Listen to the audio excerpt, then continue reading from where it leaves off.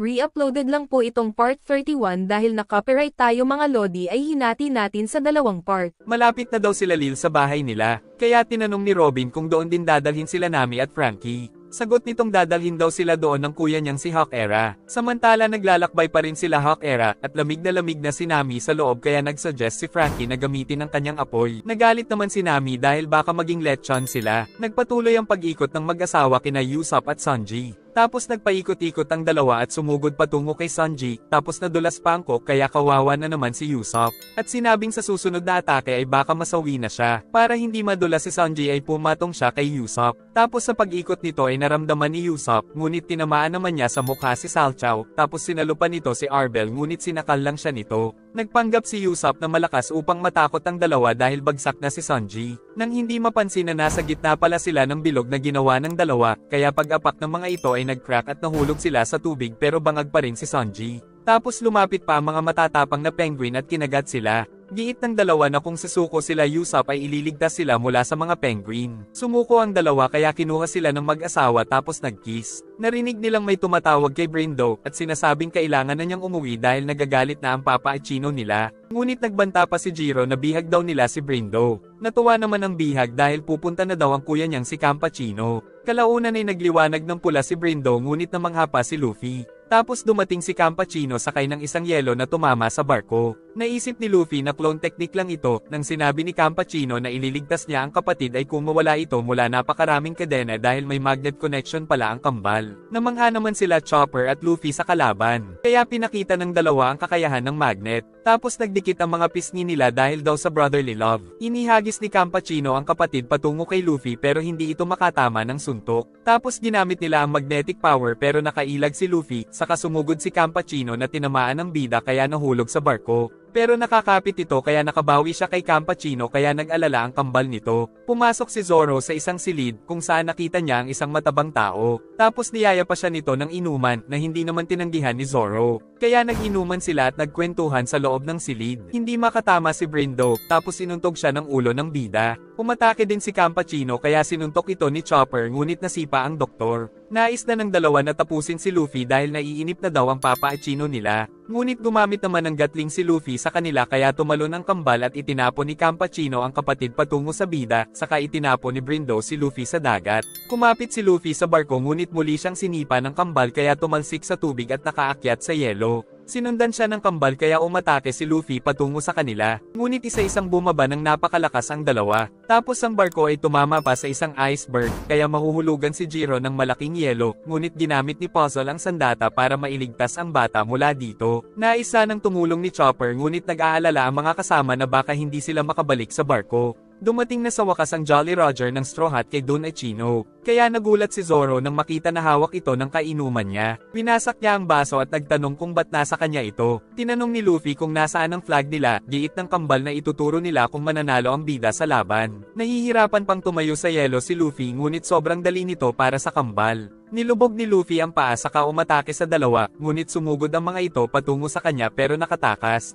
Tapos pagtayo nila ay nadulas kaya natawa si Luffy. Akala nila ay si Luffy ang may gawa nito, giit ng bida na wala siyang ginagawa. Kaya nagalit ang dalawa at magkasamang sumugod. Samantala dumating na ang submarine at inihulog ni Hawk-Era sa kanilang kulungan kaya natanggal ang yelo nito at nakalabas si Frankie na nagagalit dahil sa ginawa sa submarine niya.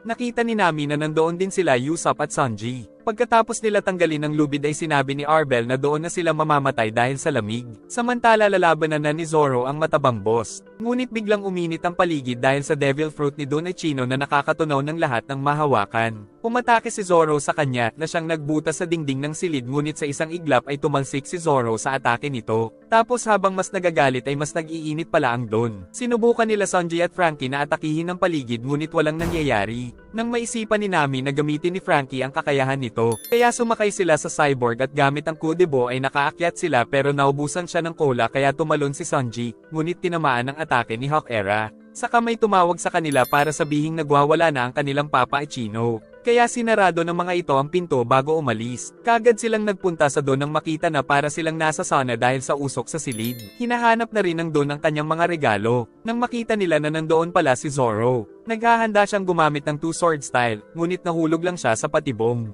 Tapos sinubukan nilang pakalmahin si Don Echino para bumaba ang temperature nito pero nahihirapan sila. Patuloy na naglaban sila Luffy at ang kambal na nagawa siyang tamaan ng mga sunod-sunod na atake sa ere. Saka sabay silang sumugod upang putulin ang ulo ni Luffy kaya napakalakas ng impact. Ngunit nakatakas ang bida at gumamit ng Gomu Gomu no Gatling sa kanila na siyang nagwasak sa mga yelo. Tapos may tumawag sa kambal dahil kailangan daw sila para pakalmahin ang Don, kaya pinabayaan muna nila si Luffy. Pinipigilan ni Nami na matulog si Usopp dahil masasawi ito, kaya sinuntok din ng mga kasama. Saka nakita nilang nahuli na rin pala si Zoro. Sinisipan nito si Sanji dahil hindi na protektahan ng flag, kaya nag-away ang dalawa. Mula sa taas ay kinamusta sila ni Robin, ngunit kasama nito ang kalaro niyang si Lil na sinasabing magmamakaawa siya sa papa na huwag saktan ng bagong kaibigan. Sa kaniyaya na nito ang dalaga na magpunta sa birthday party ng Papa Echino niya. Kaya nagkunwari itong kakampi ni Lil at iniwan ng mga kaibigan. Nakabalik si Luffy sa barko ng Phoenix Pirates ngunit muntik na niya itong masira. Napansin ni Lil na hindi maganda ang mood ni Don Echino kaya wag daw muna sila doon. Ngunit nakiusap si Robin na kumuha ng mga pagkain na mainit na rin dahil kay Don Echino. Pagkatapos ay pinadala ito ni Robin sa mga kaibigan sa kulungan. Tapos meron pa ditong 3 bote ng cola. Kaya naman nakapag-recharge na rin sa wakas si Franky. At nagawa nitong masira ang harang sa itaas saka sila tumakas gamit din ang kakayahan ng cyborg. Aalis na ulit sila Luffy ngunit nais sumama ni Jiro. Ngunit tutol dito si Puzzle. Giit ni Jiro na nais niyang bawiin ang Jolly Roger nila para makapagpatuloy sa pagiging mga pirata, ngunit sumuko na daw si Puzzle sa pangarap na maging Pirate King kaya umiyak na lang ang bata. Naalala naman ni Puzzle ang sinabi ni Vigaro na naniniwala ito sa kanya. Ngunit biglang sinapok ni Luffy ang bata dahil sa pagpupumilit nito kahit ayaw na ng captain niya. Pero ayaw pa rin pumayag ni Jiro kaya susuntukin ulit ngunit sinabi lang ni Luffy na malakas ang inner strength ng bata. Sa kaniyaya itong kunin ng mga flag nila. Pinigilan pa siya ni Puzzle pero porsigido talaga si Jiro. Dahil dito ay napilitan sila Puzzle na sundan ang kasamahan. Nang makita na ni Luffy ang base ng Echino family ay sumigaw siya ng malakas na narinig ng mga ito. Nakita naman siya ni Don Echino sa butas na ginawa ni Zoro. Nagmadali ang grupo na bawiin ang flag kaya sinundan nila si Zoro na nakakita nito. Ngunit dahil engot sa direksyon ay nakarating sila sa lugar na maraming pinto. Tapos isa-isa nila itong binuksan pero wala sa mga ito ang silid ni Don Echino. Sa labas ay nag-aamok na ng away ang kanilang captain. Kaya nagmadali na si Zoro na hanapin ang tamang silid pero di na nila sinundan. Dumating si Robin na sinabing siya na daw ang bahala sa kanilang Jolly Roger. Samantala si Zoro ay naghahanap pa rin. Sumuntok ang bida sa dalawa, ngunit nagdikit ang mga ito at umikot-ikot ng parang trumpo saka sumugod si Brindo patungo kay Luffy kaso nakailag, ngunit may kasunod na sipa mula kay Campachino na nagpatalsik sa bida. Bumangon si Luffy at iniisip pa rin na clone lang ang isa sa kambal. Saka sabay na sumugod ang mag-asawa sa kanya. At habang nasa ere ay aatake ang bida, ngunit tinamaan siya ni Brindo patungo sa yelo sa ibaba. Tapos nagkiss ang dalawa kaya nandiri si Luffy. Inatake ni Hawk Era si Chopper at nagawang mapagyelo ang katawan nito at nadamay pa si Jiro. Saka nagpaikot-ikot ito sa dalawa, ngunit sinuntok lang ito ni Luffy. Pero hindi pala alam ng bida dahil nag-uunat lang pala siya. Bumaba si Jiro para bawiin ang flag, tapos kumain si Chopper ng Rumble Ball kaya nagamit ang guard point tapos gumulong siya patungo sa lalaki kaya wala itong nagawa kundi umiwas. Muli siyang sumugod patungo sa kalaban kaya gumamit ng maraming bala si Hawk Era, ngunit naiwasan ito ni Chopper saka nagpatalbog-talbog patungo sa lalaki. Tapos binato ito ni Jiro sa ulo kaya natumba at tinamaan ni Chopper. Naiinis na si Hawk Era kaya sumipol para tawagin ang mga Savage Penguin na kaagad na sumugod patungo sa kanila, saka sila pinaligiran. Nagpunta din doon sila Puzzle kaya inutos ni Hawk Era na atakihin din sila kaya lumapit ang mga ito. Nakita ni Puzzle na matapang na lumalaban si Jiro kahit bata pa ito. Dahil dito ay naalala ng kanyang captain ang mga pinagsamahan at pangarap nila ng kanyang mga crew. Kaya tinanggal ang bandage sa ulo at sumigaw na parang Super Saiyan. Saka sinabi na nagbabalik na muli ang Phoenix Pirates. Ginamit nito ang sandata sa napakaraming mga penguin. Kaya natakot ang mga ito at nagtakbuhan. Tapos sa isang atake lang ay talsik si Hawk Era na napansin ng kambal. Saka sinabing sila na daw ang bahala sa mga kalaban. Nagpakita na rin ang mga crew ni Luffy, naiinis sila Usopp at Sanji sa ginawa sa kanila ng mag-asawa. Ngunit nagkiss pa ang dalawa sa harap nila kaya halos mamatay sa inggit si Sanji. Sila Franky at Nami naman ay hinahanap si Hawk Era na nakahuli sa kanila. Giit ni Luffy na hinahanap niya ang flag nila, ngunit sinabi ni Usopp na talunin muna nila ang mga kalaban sa labas. Dahil nagplano pala sila Usopp na wag ipaalam kay Luffy na nawawala talaga ang flag. Samantala si Robin ay nakasalubong si Lil na nagtatanong kung anong ginagawa niya. Nagkunwari siyang nais makita ang papa ni Lil kaya natuwa ang bata. Dumaan sila sa greenhouse dahil shortcut daw ito, sabi ng bata. Habang naglalakad ay sinabi ni Lil na hindi na nakikipaglaro si Arbel mula nang mapang-asawa ang pangit na lalaki. Tapos nagyaya si Lil na maglaro daw sila, pero nakahalata si Robin na nagsinungaling ang bata na patungo ito sa silid ni Don Achino, nang may lumabas na mga baging para hulihin si Robin. Dahil nais pala ng bata na manatili siya dito para magkaroon siya ng isa pang ate. Giit ni Sunji na hindi na siya mabibiktima ni Arbel, pero sa isang kindat lang ay nabiktima na naman ang engot.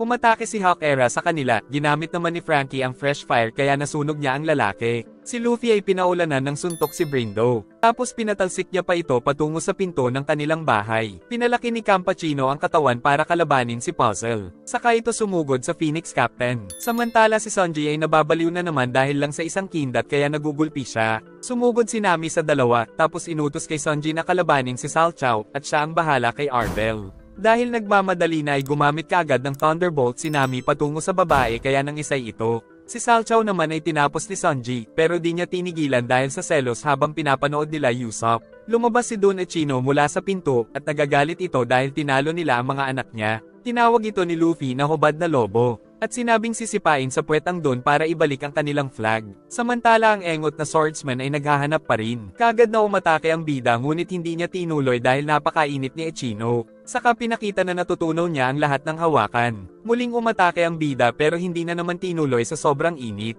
Kaya umatake ng gatling si Luffy ngunit hindi pa rin siya nakatagal dahil sa kakayahan ng Don. Nagagawa ding magpadulas sa yelo ni Achino gamit ang kakayahan, kaya namanghapa sa kanya si Luffy at ginaya nitong nagpadulas ng nagpadulas. Pagkatapos ay gumawa ng mainit na ipo-ipo si Achino patungo sa bida at tinangay si Luffy sa itaas. Naisipan nila Chopper na kunin ang flag nila ngunit pinatalsik sila ng Don. Sunod ay dinagana naman ng Don si Luffy na nasa yelo. Umatake si Puzzle ngunit sinasakyan lang ni Campachino ang kadena niya saka umaatake. Tapos naisip ng lalaki na tapos na si Puzzle dahil nabalutan ng yelo ang sandata nito. Muling sumugod ang mga penguin sa mga tauhan ni Puzzle. Ngunit mabilis silang tinatapunan ng yelo ng mga ito para tuluyan silang tumigas. Samantala dahil sa yelo ay nakaligtas pa ang ating bida. Kaya nagalit si Achino at nag-init ng sobra. Binaon ni Luffy ang mga kamay sa yelo saka kinuha ito at ginamit na pangharang para masaktan niya ang kalaban na tumalsik sa isa pang yelo. Natunaw ito ni Achino sa sobrang galit na galit sa bida. Samantala naisipan naman ng mga bata ni Puzzle na magyakapan para hindi sila tuluyang magyelo, pero pinagpapawisan naman sila at nandidiri sa ginagawa. Saka sila naman ang umatake sa mga penguin. Natanggal naman ni Puzzle ang kadena sa yelo kaya tagumpay na tinamaan ang kalaban. Tapos nanalo na rin ang mga bata niya sa mga penguin. Gumamit ng mga hot omelette attack si Achino patungo kay Luffy. Saka napag-usapan ng Straw Hat Crew na kailangan na nilang kunin ang flag habang abala pa ang kanilang captain. Samantala lumalayo ang barko ng Phoenix Pirates ngunit nangako si Stansen na sila na ang bahala kaya umalis na ang captain kasama si Jiro. Walang magawa ang bida kundi ang umilag sa mga atake ng Don. Hanggang sa kumapal ang usok dahil sa natutunaw na mga yelo.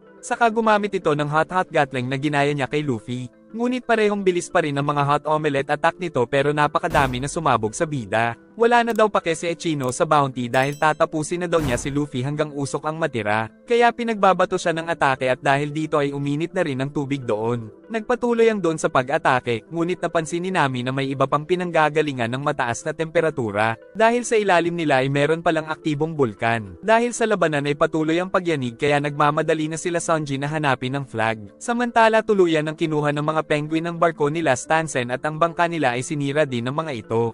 Inihagis ni Stansen ang lubid kaya nakakapit sila dito at nagsimulang hilahin pero ayaw pumayag ng mga penguin. Si Lil naman ay pinipilit si Robin na maging ate nito. Papaluan daw ni Usopp ang bata pero ayaw pumayag ni Sanji. Sa halip ay sinira na lang nila ang mga halaman. Kalaunan ay nakaramdam sila ng pagyanig dahil kay Don Achino. Samantala si Usopp ay nahuli ng halaman kaya kinain. Tapos mula sa bubong ay nahulog ang mga yelo patungo kay Lil. Nakatakas si Usopp sa bulaklak at nakawala na rin si Robin kaya pinrotektahan niya ang bata mula sa mga nahuhulog na yelo. At sinabi ni Robin sa bata na hindi siya nag-iisa dahil meron siyang mga kapatid. Saka umalis na sila para hanapin ang flag. Ginamit na ni Luffy ang Gear Second. Tapos sinuntok niya ang mga hot omelette na binato ni Achino. Samantala nakarating na sila Puzzle sa silid. At nakita na nila sa wakas ang mga flag nila. Ngunit tumalsik doon si Achino kaya nasunog ang iba pang mga flag na nandoon. Saka naman niligtas ni Zoro si Chopper mula sa bato. Si Jiro naman ay ayaw bumitaw sa flag kahit ikasawi. Kaya ginamit ni Puzzle ang sandata para protektahan at kunin ang kanyang matapat na crew. Nagsasaya na ang mga kasama dahil sa wakas ay nabawi na nila ang flag nang hindi nakikita ni Luffy, pero ibang flag pala ito. Tinignan nilang mabuti ang mga flag na nasa ere. Samantala si Echino ay nakabalik na kay Luffy. At galit na galit ito dahil sinira daw ng Straw Hat ang lahat ng pag-aari niya. Kaya ginamit nito ang pinakamalakas niyang kakayahan. Dahil sa kakayahan ni Echino ay mas lumala ang aktibong bulkan na nasa ibaba. Kaya umangat ang mga yelo sa itaas at umangat din ang kinaroroonan ni Nami, pati na rin kung nasaan si Luffy. Saka umikot ng napakabilis si Echino at sumugod patungo sa bida. Ngunit hindi siya napuruhan dahil nainitan lang ng sobra sa paa. Subalit muling umatake si Echino patungo sa kanya kaya kumapit ang Straw Hat sa kabilang yelo para makatakas. Ngunit ayaw siyang tigilan kaya gumamit ulit ng Gear Second at gumamit ng Jet Pistol kaya umilag si Don Echino. At para itong jet na lumipad sa kamuling sumugod patungo sa kanya na tagumpay na tinamaan ng ating bida. Lumipad ng napakataas si Echino at nagdive ng napakabilis patungo kay Luffy dahil balak na siya nitong tapusin. Subalit hindi magpapatalo ang bida kaya gumamit ng jet gatlang patungo kay Echino. Tapos sinipa ito sa tagiliran kaya bumaon sa ilalim ng yelo. Nagsanhi ito ng pagkabiyak ng buong lugar, sa kanila nakita na may lava sa ilalim kaya kumapit si Luffy para hindi masunog.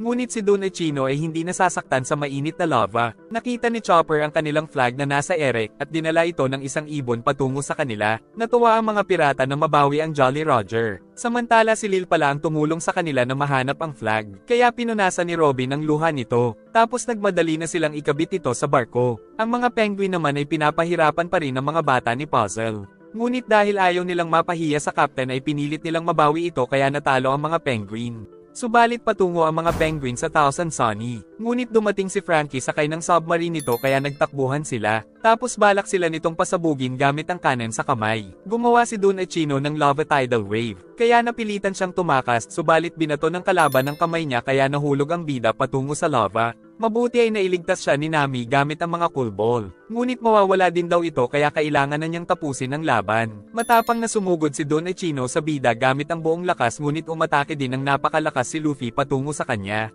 Giit ni Echino na dahil sa init ay matutunaw din daw ang kamay ni Luffy, subalit ang inisip ni Luffy na hindi siya nasasaktan ay nagawa niyang ma-counter ang init mula sa katawan nito. Kaya naman gamit ang buong lakas ay nagawa ng ating bida na mapatalsik ang kalaban patungo sa kanilang bahay at hindi na ito nakabangon pa. Nagulat sila nang makita ang lava doon at nakita pa nilang nasa gitna nito si Luffy. Ngunit tinawag siya ni Chopper kaya nakita sila nito. Tapos habang hindi pa nakikita ng captain ng kanilang barko ay balak nilang ikabit ang flag. Kaya tumalon si Luffy patungo sa itaas na nagtataka kung bakit sila tumatakbo. Pero dahil malayo ang barko ay hinagis ni Sanji si Usopp. Tapos binaliktad ni Zoro ang espada para makapunta kagad sa barko si Usopp nang hindi nasasaktan. Saka umutot si Frankie para makarating sa itaas ang sniper. Nang dumating si Luffy ay nagtatanong ito kung ninakaw ba talaga ang flag nila. Ngunit nagpanggap ang mga kaibigan na wala silang alam sa sinasabi nito. Dahil pagtingin ni Luffy ay kumpleto naman ang mga Jolly Roger nila. Subalit kawawa ang hinagis na sniper. Natutuwa ang mga kasamahan ni Jiro dahil sa tapang nito ay nabawi nila ang flag. Saka sinabi ni Puzzle na maghanda sila sa panibagong adventure ng Phoenix Pirates. Samantala si Stansen ay napaiyak na lang dahil sa mga nangyari.